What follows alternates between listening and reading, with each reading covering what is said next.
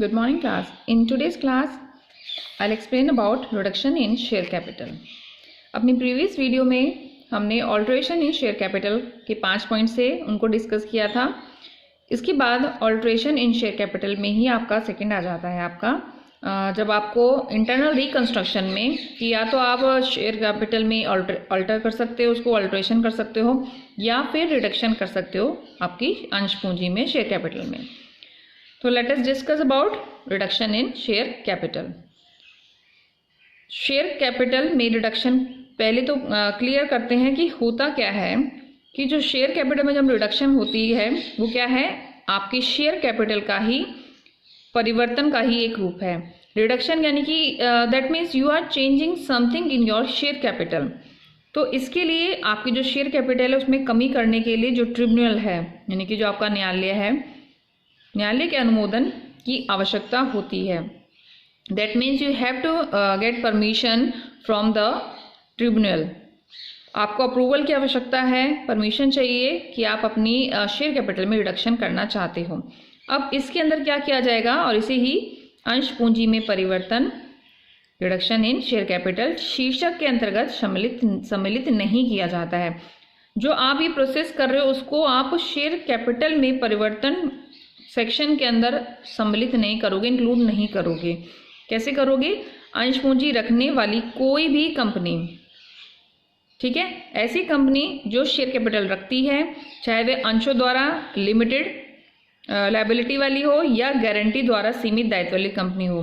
Company इधर bye guaranteed और bye limited, ठीक है, जिसकी शेयर के जो पूंजी है, अंश हैं, वो या तो अंशों द्वारा सीमित दायित्व या फिर वो गारंटी द्वारा सीमित दायित्व वाली कंपनी हो। According to the companies act 2013 section दे रखा है 66। सेक्शन 66 में जो प्रोविज़न दे रखे हैं उनको ध्यान में रखते हुए आप अपनी जो कंपनी है वो शेयर कैपिटल में कम कर सकते हैं, उसको रिड्यूस कर सकती है। अब क्योंकि सेक्शन 66(1) में जो कुछ इस तरह के प्रोविज़न दे रखे हैं, कैसे हैं देखते हैं। वो प्रोविज़न्स कि कोई भी कंपनी अपनी शेयर कैपिटल में तभी कम करेगी, अपने रिड्यूस करेगी शेयर कैपिटल को जब वह न्यायालय को अंश पूंजी में कटौती करने हेतु आवेदन करे।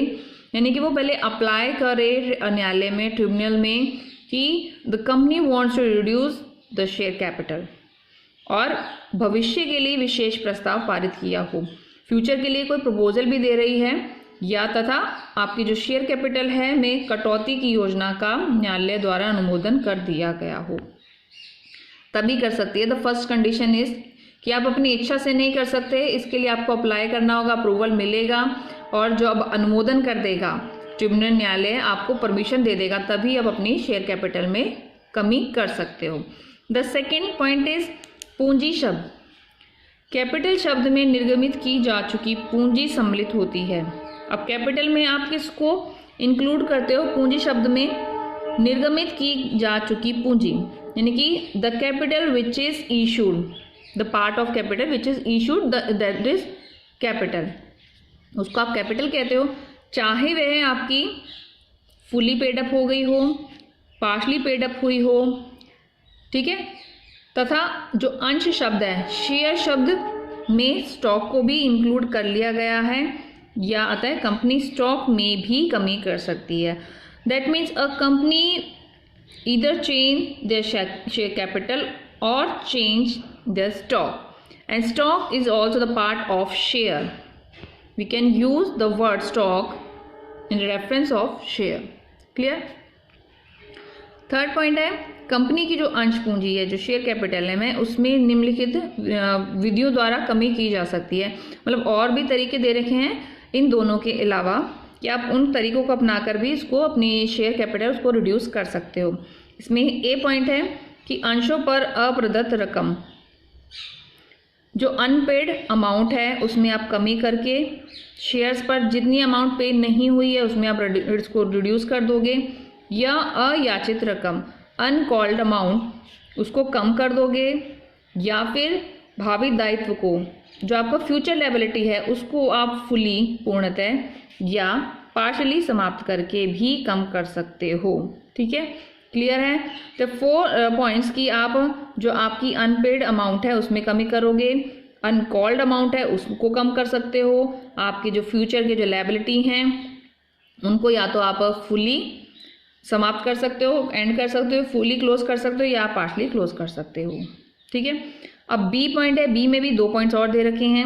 फर्स्ट पॉइंट क्या है कि किसी भी ऐसी प्रदत्त अंश पूंजी को रद्द करके जो खो गई है। अब किसी भी से मतलब अब किसी भी शब्द से क्या मतलब है कि ऐसी शेयर कैपिटल जो कि खो गई है, जिसका कोई आपको पता नहीं, कंपनी पता नहीं कर पा रही है कि वो बैलेंस हमको नहीं मिल रहा है। ठीक है, तो ऐसी फुली पेड अप ऐसी प्रदत्त अंश पूंजी को आप कैंसिल कर सकते हो कि जो मिल नहीं रही है, अथवा जिसका कंपनी की विद्यमान संपत्तियों द्वारा प्रतिनिधित्व नहीं है, या फिर जो कंपनी के जो एसेट रिप्रेजेंट कर रही हैं, अगर कुछ एसेट्स हैं जो किसी को भी रिप्रेजेंट नहीं कर पा रही हैं तो उनको भी आप कैंसिल कर दोगे। ठीक है, जिसका कंपनी की विद्यमान संपत्तियों द्वारा प्रतिनिधित्व नहीं है।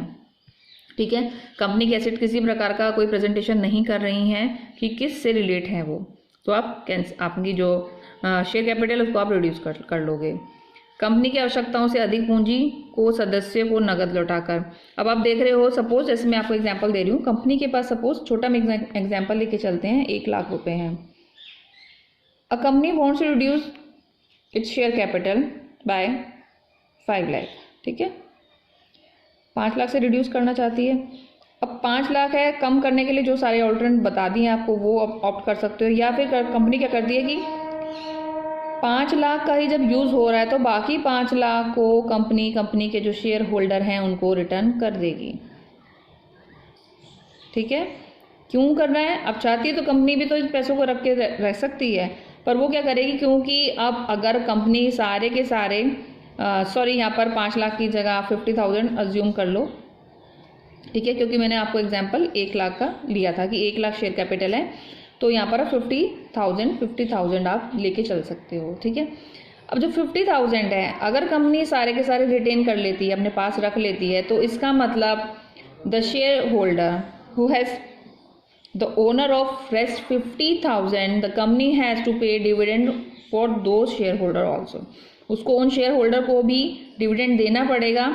तो कंपनी क्या कहती है, डिविडेंड के बोझ से बचने के लिए वो कहती है कि जितनी शेयर कैपिटल यूज़ में आ रही है, जिसमें 50,000, वो उतने 50,000 ले लेती है, बाकी को वो रिटर्न कर देती है। Otherwise the company has to pay dividend on 50,000 also.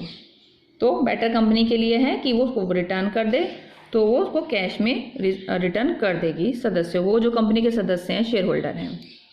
Clear है यहाँ तक पॉइंट? फिर इसके बाद 4th पॉइंट है कि जब कंपनी अपनी अंश पूंजी में करने का विशेष प्रस्ताव पास कर देती है। ठीक है, जब कंपनी ये प्रस्ताव ही पास कर देती है कि the company is going to reduce the share capital, then वो पूंजी में कमी की स्वीकृति के लिए ट्रिब्यूनल को आवेदन करती है। वही सेम पॉइंट जो आपको ऊपर बता दिया मैंने, वही है। यदि कंपनी कोई डिपॉजिट स्वीकार कर रखी है, कंपनी द्वारा कोई डिपॉजिट स्वीकार भी कर रखा है, तो जब तक उसकी प्रिंसिपल अमाउंट एवं उस पर जो इंटरेस्ट है उसका भुगतान नहीं कर दिया गया हो, तब तक कंपनी अपने शेयर कैपिटल में रिडक्शन नहीं कर सकती है। ठीक है, बहुत छोटा सा सिंपल सा पॉइंट है। इसके बाद नेक्स्ट है कि आपकी जो शेयर कैपिटल है, अंश पूंजी में कमी की योजना का न्यायालय द्वारा अनुमोदन होने पर कंपनी अपने पार्षद सीमा अधिनियम के कैपिटल क्लॉज में अंश पूंजी को उसी के अनुरूप कम करेगी।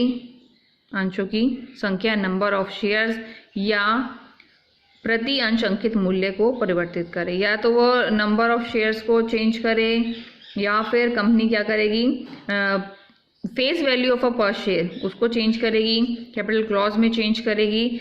तो जब उसको वो अप्रूवल मिल जाएगा, ठीक है, रिडक्शन करने का शेयर कैपिटल में, तो सारे इसको अल्ट्रेशन फिर करने पड़ जाएंगे।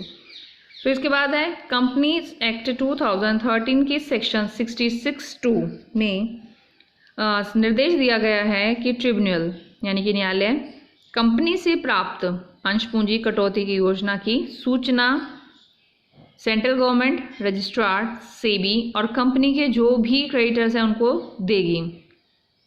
अब क्योंकि जो कंपनी वो डायरेक्ट इनसे बातचीत नहीं कर रही है, वो थ्रू कोर्ट के थ्रू, न्यायालय के थ्रू इनसे पक्षकारों से बात कर रही है, वो क्या करेगी कि उस अपनी शेयर कैपिटल में जब वो रिड्यूस करना चाह रही है, उसने इन्फॉर्म कर दिया न्यायालय को, ट्रिब्यूनल को। अब ट्रिब्यूनल की ड्यूटी बनती है कि अगर कोई कंपनी अपने जो शेयर कैपिटल है उसको रिड्यूस करना चाह रही है तो इसकी इंफॉर्मेशन वो सेंट्रल गवर्नमेंट को, रजिस्ट्रार को, सेबी को या कंपनी के जो भी क्रेडिटर्स हैं उनको देगी और विद इन 3 मंथ्स 3 माह की अवधि के अंदर उनसे प्राप्त प्रतिवेदनों पर गौर करेगी कि हो सकता है कि ये पक्षकार नहीं चाह रहे हों कि शेयर कैपिटल कम होनी चाहिए, पर कंपनी चाह रही है तो वो उनकी कंसेंट भी लेगी जो इससे रिलेट कर रहे हैं कंपनी से, तो उनके रिप्रेजेंटेशन पर भी वो ध्यान देगी, गौर करेगी। तो अगर यदि न्यायालय से सूचना प्राप्त होने की तिथि के 3 माह के अंदर, ठीक है, न्यायालय से जो आपको इन्फॉर्मेशन मिल रही है उसके विद इन 3 मंथ्स के अंदर कोई भी रिपोर्ट प्राप्त नहीं होगा तो मान लिया जाएगा कि उन्हें कोई भी आपत्ति नहीं है, उन्हें कोई भी परेशानी नहीं है कि कंपनी, जिस कंपनी में उन्होंने पैसा लगाया हुआ है उसकी शेयर कैपिटल में कमी की जाए। क्लियर है? इनसे जो प्राप्त आपके जो रिपोर्ट प्रतिवेदन है, आपकी जो रिपोर्ट्स हैं, उसके आधार पर ट्रिब्यूनल न्यायालय शर्त रहित या निर्धारित शर्तों के अधीन रहकर कंपनी की पूंजी कटौती योजना की पुष्टि करने का आदेश पारित कर देता है। जब इन लोगों को कोई दिक्कत नहीं है, the third party for the company, तो जो न्यायालय है वो कंडीशन लगा सकता है, ये कंडीशंस के बिना भी इस चीज़ को पास कर सकता है कि जिसमें पूंजी कटौती की योजना का लेखा कंपनी अधिनियम 2013 की धारा 133 में निर्धारित भारतीय लेखा मानकों, अकाउंटिंग स्टैंडर्ड एंड और अदर स्टैंडर्ड के गाइडलाइंस के अकॉर्डिंग दिशा निर्देशों के अनुरूप उसका उल्लेख किया गया हो। ठीक है, तो ये मान लिया कि ए ने बी को इन्फॉर्मेशन भेजी, बी ने सी को भेजी। ठीक है, आपको मैं दिखाती हूँ कैसे। सपोज ए ने बी को भेजी, ए आपकी कंपनी है, बी सपोज आपका ट्रिब्यूनल है, बी ने सी को भेजी, ये आपके थर्ड पार्टी हैं। इसने पूछा बी से, बी ने पूछा सी से, जो टाइम है वो क्या है 3 मंथ्स, 3 मंथ्स का टाइम लिया है। अगर इन्होंने कोई आंसर नहीं किया सी ने बी को तो वो अप्रूव कर देगी रिडक्शन के लिए। अगर कोई भी जवाब नहीं आता तो ये जो बी है, जो आपका कोर्ट है, न्यायालय है, वो क्या करेगा कि या तो वो शर्त कंडीशंस लगा सकता है या शर्तों के बिना भी वो उस बिल को पास कर देगा कि ए जो कंपनी है वो अपनी शेयर कैपिटल में रिडक्शन कर सकती है। क्लियर है? फिर उसके बाद लास्ट दे रखा है कंपनी एक्ट 2013 के सेक्शन 66(4) के अकॉर्डिंग ट्रिब्यूनल यानी न्यायालय को के आदेश को ट्रिब्यूनल न्यायालय के निर्देश के अनुसार प्रकाशित किया जाएगा। जो उसका आदेश है, ठीक है, रिडक्शन करने के से रिलेटेड, तो उसी की तरह उसको आप पब्लिश करोगे कि कंपनी अधिनियम 2013 की धारा 66(5) में निर्देश है कि योजना की पुष्टि के आदेश को प्रमाणित प्रति इस उपधारा में वर्णित सूचनाओं सहित रजिस्ट्रार को ऐसे आदेश की प्राप्ति विद इन 13 डेज की अवधि में प्रस्तुत करना होगा कि आपने कंपनी ए को परमिशन दे दी कि अपनी शेयर कैपिटल में रिडक्शन कर ले, रिड्यूस कर ले, तो वो सूचना आपको रजिस्ट्रार को 30 डेज में प्रेजेंट करनी है। और धारा 66(6) में भी ये स्पष्ट उल्लेख कर रखा है कि कंपनी द्वारा स्वयं की जो सिक्योरिटी हैं उनको क्रय करने के संबंध में धारा 66 के प्रावधान लागू नहीं होंगे। अगर कंपनी खुद की ही सिक्योरिटी को परचेज कर रही है तो ये प्रोविज़न इम्प्लीमेंट नहीं होंगे। तो ये था आपका reduction in share capital. Clear है?